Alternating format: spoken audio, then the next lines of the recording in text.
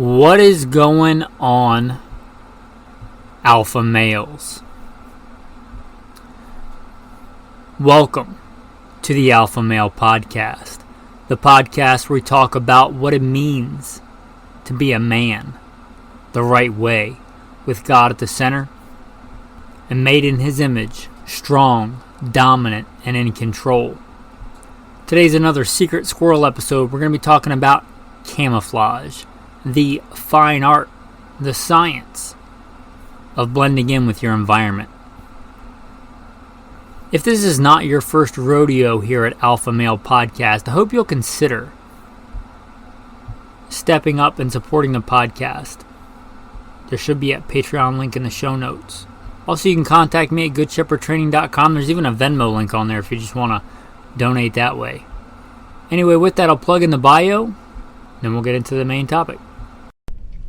First and foremost, I am a Christian, a servant of God, and a follower of Jesus Christ. God has blessed me to do many things in my life, for I could do nothing apart from Him. U.S. Marine Corps combat veteran, did a couple of tours in Iraq. As an assaultman after my combat tours, I was an urban warfare instructor for the Marine Corps under Mojave Viper. Also served in the U.S. Army, both full-time and part-time National Guard. Also did several years in law enforcement, LAPD. I worked regular assignments and more specialized assignments. Been a private contractor for a 3-letter government agency. That's all I'll say about that. Been blessed to be a state rifle and pistol champion and West Coast Regional Rifle Champion. Won more shooting competitions with the talent that God's given me than I can actually remember. Was blessed to be the commander of a tactical team in a large metropolitan area. Our primary job, the reason we primarily existed, was to stop active shooters. I got the opportunity to head up and be the commander of that team. I grew up around guns, hunting and shooting and competing at a very early age. Been blessed to hunt all over this beautiful country, from whitetail on the East Coast to mule deer on the West Coast, and bear and elk and all manner of things. I've even been a professional big game hunter and guide. But again, most importantly, I'm a Christian. And I am your host, Michael Melito. Welcome. What is the point of camouflage? Let's look at that objectively. Let's be circumspect before we get into what all the different kinds of camouflage are and their benefits and detriments and limitations. What is camouflage? Camouflage, and I'm going to define this, is a tool that we as humans use to blend in with our environment, to make us as humans not recognizable as humans. Right? If you're going to look like another human, that'd be a disguise, but to make you look like something other than a human. So that something looking at you, whether it be another person or a deer or an elk, does not recognize you as a human being. That is how I'm going to define camouflage. That being said, camouflage basically comes in two main types, in my opinion. And we're not going to talk about technology camouflage, right? Like hiding from drones and IR and thermal camouflage. We're just talking about the eye. Our eyes are animal eye camouflage. Basically, camo, I'm going to break down into two main categories. Camo that makes you look like something else, like some other thing. The two big examples of this are going to be mossy oak and real tree, right? The kind of in the name. They make you look like one specific thing, a mossy oak or a real tree. And then there's camo that's just designed to make you not look like you, to break up your outline. It's not meant to make you look like anything in particular. It's just meant to break up your outline so your silhouette and things like that don't look like you. And those are going to be more of your military camouflages, right? And there are some crossovers, but the military generally doesn't give you a specific camouflage pattern. Like, oh, you're stationed in Louisiana, we're going to give you this camouflage pattern. And then, oh, you're in Oklahoma, you're going to get a different one. In California, you're going to get a different one. And sagebrush and this and that, right? They're going to give you a camouflage pattern. They may give you two, like a woodland and a desert, but that's it. So those are the two main kind of camouflages we're going to talk about today. And a bunch of small variations in there. Let me start off by saying there is no camouflage so good that it's going to fix stupid and lack of discipline. The human eye is attracted to movement. We're predators. We hunt things that move. Our eye is attracted to movement. Likewise, the things that we hunt, they don't want to be killed. Their eye is attracted to movement. Movement is the number one thing your eye is attracted to. It's what it picks up first. So don't move like a human if you're trying to not look like a human. If you have the best camo in the world and you're doing jumping jacks, probably everything in the woods is going to see you. Right? It's not going to fix that. If you need to move your hand up to your face, if you do it like a normal human would do it, you're going to give yourself away. If you bring that hand in close to your body and move very slowly and methodically and bring that hand up so you're not making a silhouette of a hand or an outstretched arm, you're much less likely to give yourself away and move far slower than you normally would. You ever watch a cat hunt? They're amazing to watch hunting. Even a house cat, if it's hunting a bird or a mouse or something. Watch how they move, slow and methodical and controlled. That's what I'm talking about. Even a black cat or a white cat, some of the worst ones that blend in, can be a good hunter. Even a white cat can hunt at night because it's movements. The way you move in your discipline is far more important than the Gucci camo pattern you have on. I've thought about this, and I do believe that I think there are 6 camouflage patterns that I have been issued, serving in 2 branches of the armed forces at one time or another. I'm going to talk about some of those in order. The very first one, probably the quintessential, at least here in America, camouflage pattern you think of. The classic woodland pattern, the M80 whatever it was. Classic woodland. It is a phenomenal camouflage pattern. I was in back in the day when we still were issued that uniform and we had to iron our camouflage. Whatever sense that made, right? They're going to issue you camouflage and then make you iron sharp creases in it. But whatever. That was the culture of the day. And shine our black boots. But M80, whatever it is, woodland camouflage pattern, is a good camouflage pattern. It's classic splotches of different colors, right? Greens and browns and tan and even black to break up your outline, to make you look like a natural forested, lush environment. Right, this camouflage pattern is not great for the desert. But, hitherto there were some small exceptions, North Africa and things like that. But by and large, we as a nation hadn't done much fighting in the desert. That was about to change. I joined pre-9/11. I was there waiting for the invasion of Iraq. A lot of the stuff we had for the invasion of Iraq was woodland. But we were hastily issued some rather old uniforms. Maybe they were left over from Desert Storm or something, I don't know. And this is the Marine Corps. Some old, basically tricolor, similar kind of camouflage pattern in desert. It was a brown and a light brown and a tan, just different colors of that. Basically a desert similar pattern. And it worked well. I actually kind of liked those. The same thing. Similar color schemes to the environment that you were in, but basically the same pattern.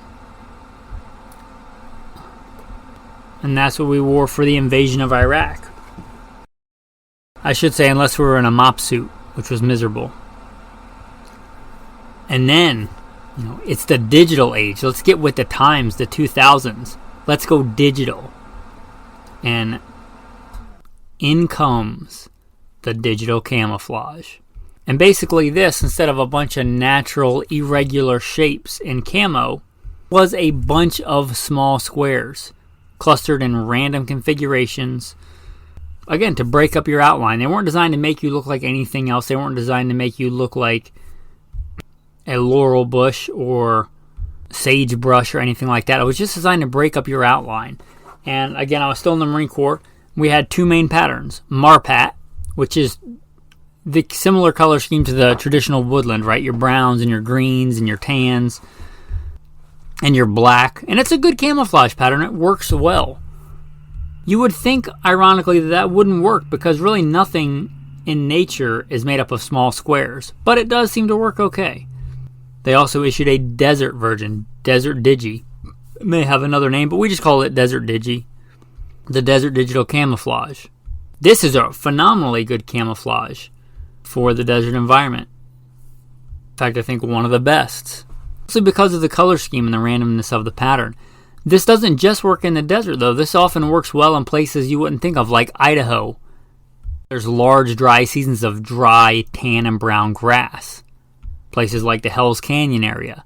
They can be a great camouflage, especially for the pants, because usually up to your waist or more is dry grass and very brown and very tan. Especially in most of your hunting season, which is going to be in the fall. It's a good camouflage pattern for that.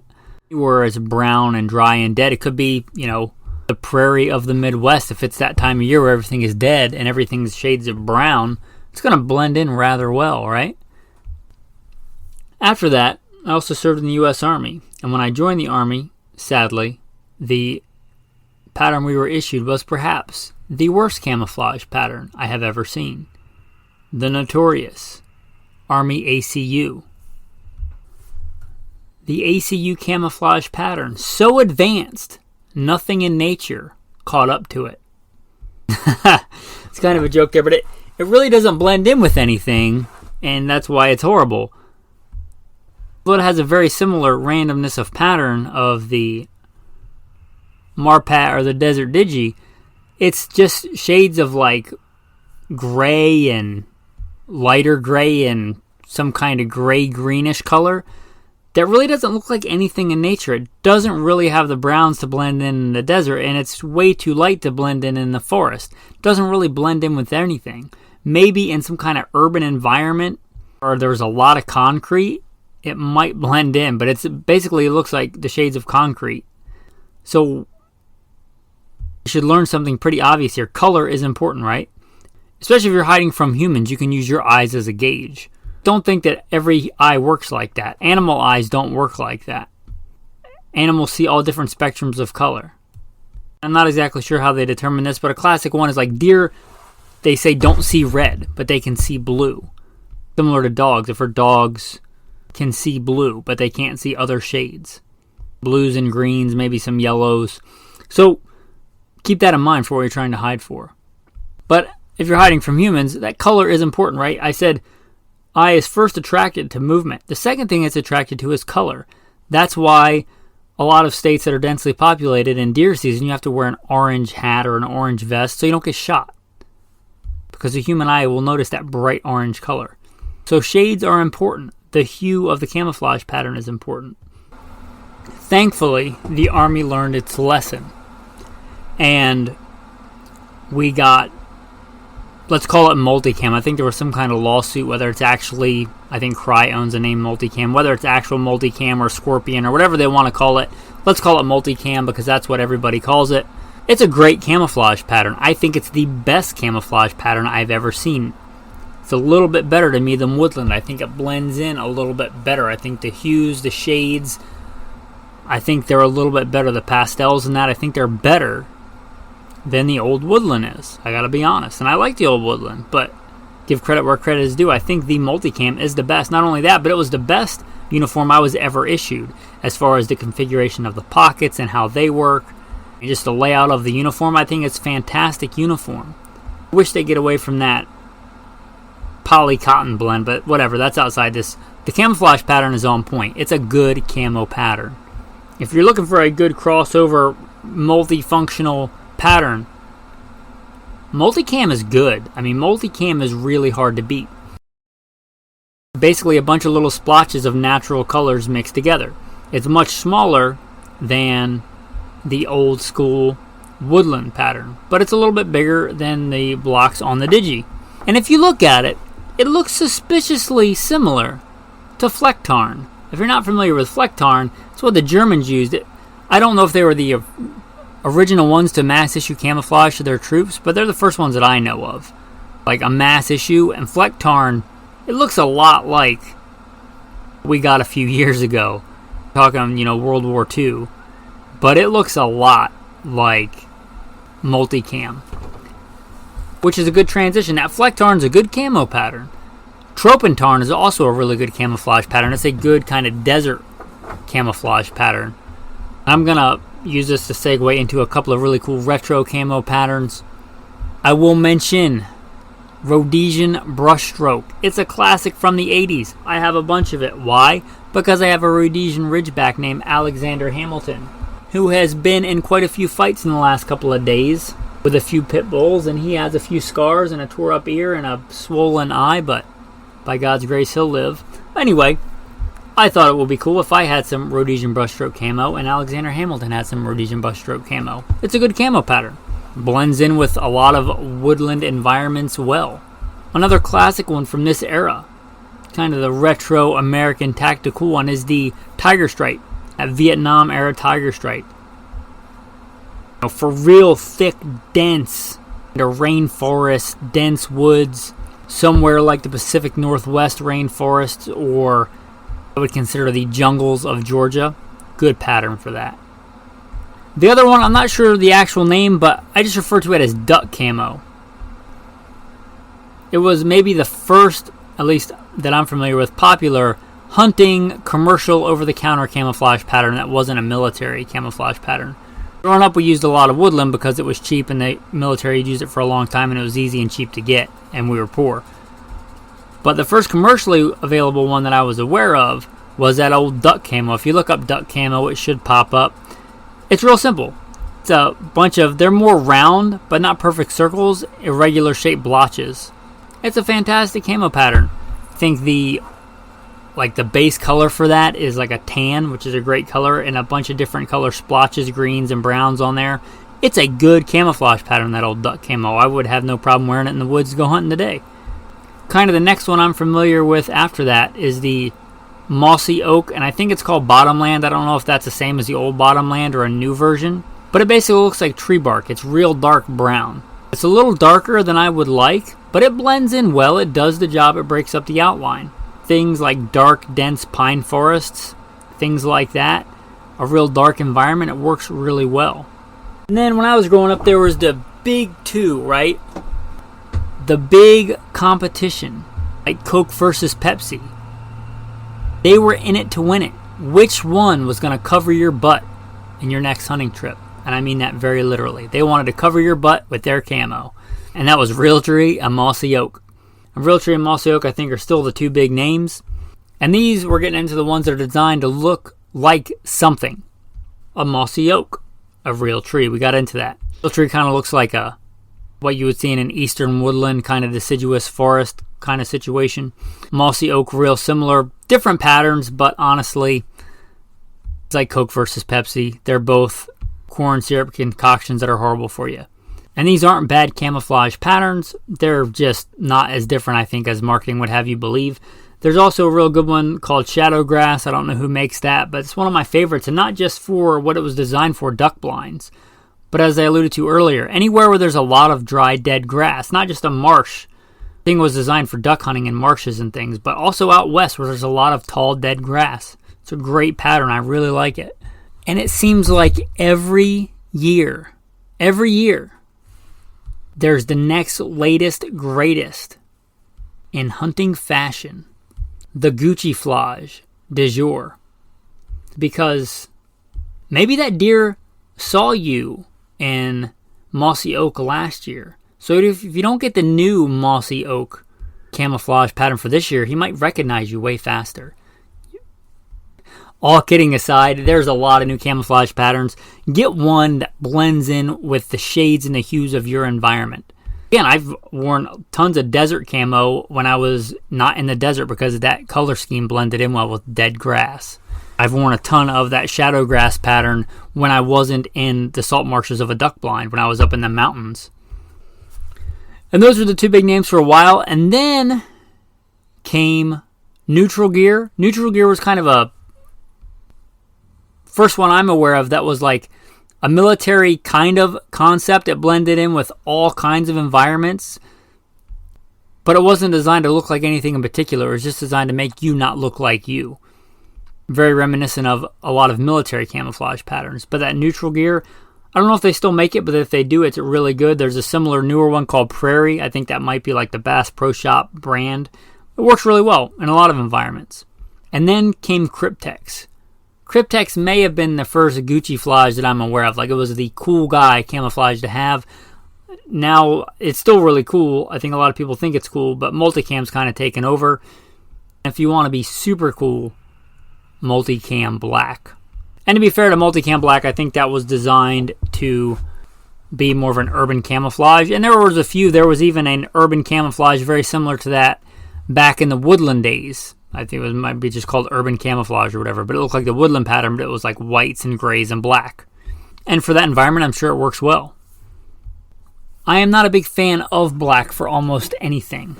Maybe for the underside of my car. I don't like black. I don't like wearing black pants. Black does not blend in very well, in my opinion, to really any environment. I don't like it on guns for any kind of hunting or anything. I don't like that color. If you're wearing a natural color and it gets dark, that natural color is going to appear the same color as the environment, black. In the daytime, it's not going to appear the same color. To me, except for some crazy obnoxious color like that construction worker yellow or blaze orange or something crazy like that, right? Pink polka dotted shirt, any kind of natural color, black is the worst to me because it stands out a lot. Not a big fan of black, even for tactical applications. It's one thing if it's a police uniform, you're not trying to be covert, you want to be overt. It doesn't show stains really well, doesn't show blood really well. I get it for a police uniform. But if you're trying to pick out something to blend in, I know black was kind of the 80s cool guy, like operator SWAT thing, but when I was doing SWAT stuff, we were multicam. Blends in well, even blends in well in urban environments. I'm just not a big fan of black for blending in. For camouflage, if you wanted to make a statement, that's one thing. If you want to wear a black polo to a business interview, I'm all about it. But for blending in your environment, I'm not about it. Even at nighttime. Somebody, again, if it's dark, if you're wearing a natural shade, you're going to appear the same color. Somebody's shining a light on you or whatever, and everything else is green and tan, and they're shining a light and you're wearing a black shirt at night, as soon as that light comes on you, you pretty much stand out. So, not a big fan of that. And again, for that camo, that's kind of the level 1 of the pattern. The leveling up of that, you want to up your camo game. You don't just use patterns to break up your outline. You actually change your outline. This is done with artificial things or actual natural environment things. Your classic sniper ghillie suit. You can make your own or you can buy a commercially available one. The good commercially available ones I think are really expensive. You can get something like a neutral colored pair of overalls depending on your environment. You'll get them much bigger because you might be in a cold environment and wearing stuff under them. So when you sew stuff to them, they tend to shrink. You can get an old pair of overalls in a neutral color again, an OD green, a tan. You can sew some old fabric netting on there. You take strips of burlap. You might spray paint them different colors or buy them in different colors. And you basically tie those on there in different lengths, varying patterns. Not just break up the color outline, but to actually make your outline not look like you. Remember we talked about not looking like a human. Well, humans are really the only thing that stand up on 2 legs that are our size with hands and a head that's, we're oriented vertically, unlike most other animals. So making that not look like that, making that silhouette not look like a silhouette, getting that ghillie suit. And a lot of times, even if you make that artificial, burlap kind of ghillie suit, you'll take natural things, some dead grass from where you're at, bayberry bush, or, oak branches or some small pine tree saplings, and put them in there to actually make you look like that environment.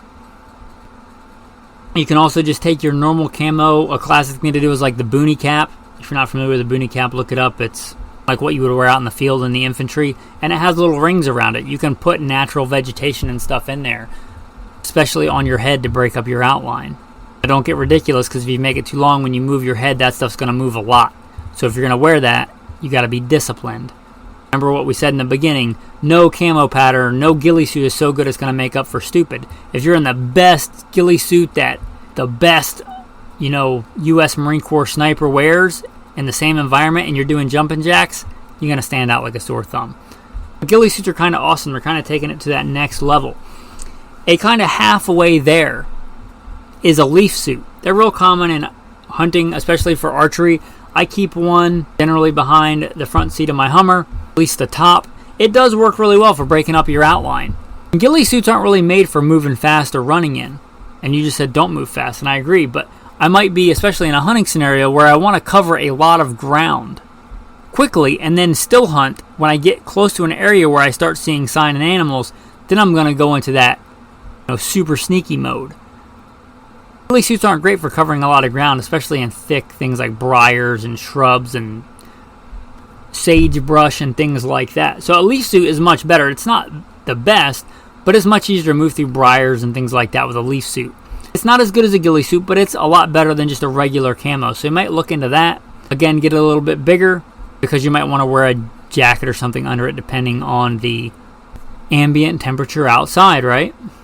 We'll talk about one more thing, and that is face paint and hand paint. Face and hands tend to stand out really well, especially if you're white, as I am. It just is what it is, right? In dark forested environments, I might stand out more. This can be as simple as finding an old campfire and grabbing some charcoal and literally rubbing it on my hands and rubbing it on my face.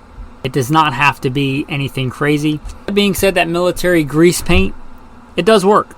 If you were going to use that, make sure you're willing to have that on you for a really long time or have a good means of getting it off. That stuff, let's just say it wants to stay on your face. And you don't have to, be Picasso with this stuff. Look cool and it's all perfectly done and stuff on the movies, but you're not trying to look cool for Instagram. Well, at least not for this. Maybe you are. But for this application, for hiding from things in the woods, you're not trying to look cool on Instagram. You're trying to hide. The very opposite of standing out. But some rules. Parts of your face that appear lighter, you want to make darker, and parts that appear darker, you want to make lighter. Again, because you're trying to not look like you. Things that stand out, like your nose, right? They're going to stand out in the sunlight. The sun is probably going to hit those in your forehead. You want to make those a little bit darker. Things that are generally dark, like underneath your eyes, you might want to hit those with a lighter color. Parts of your face that go up and down, like your nose, you may want to put a horizontal stripe across to break up that outline.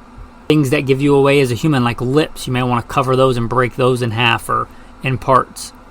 If you don't want to go that route, a good camo face net, mosquito net, you may want that anyway if you're hunting in the south. Something like that can do, because a lot of times hands and face are what give you away pretty easy. Anyway, with that, that's some thoughts on camouflage.